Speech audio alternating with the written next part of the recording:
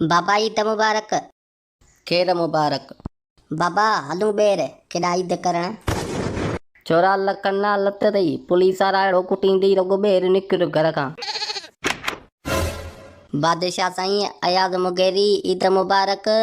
थोड़ा पिणे के भी ईद मुबारक। अयाद मुगेरी छा चई? थोड़ा साए सां हली घर मर कोने ईद करोना लगी पई आ।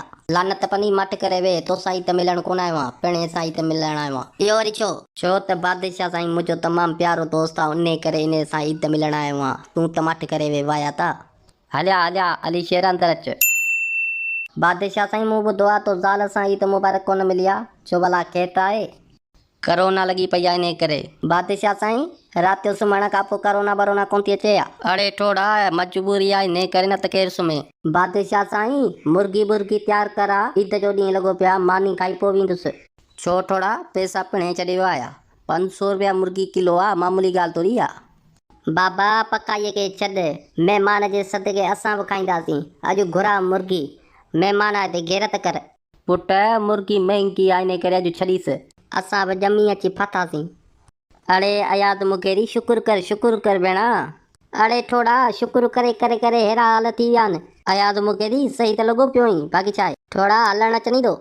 हा पुट अचे थो। पोइ थोड़ा हितां उथो हलण ई कर।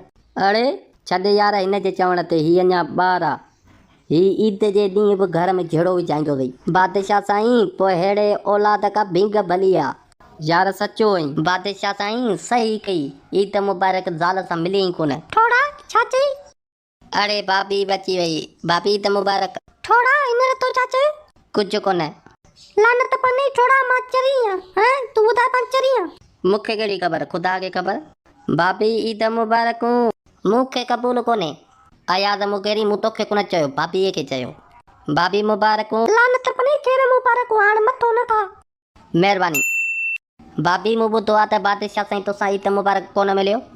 तोखे कंहिं ॿुधायो? भाभी पाड़े में माण्हुनि बि चयो त बादशाह साईं पंहिंजी ज़ाल सां ईद मुबारक कोन मिलियो आहे। वॾे अफ़सोस जहिड़ी ॻाल्हि आहे बादशाह साईं खे शर्म अचणु खपे। अड़े लानत पने ख़ुदा जी मां ईद इन करे कोन मिलियो आहे छो त करोना लगी पई आहे। बाबा हिकिड़ी ॻाल्हि कयां? कर।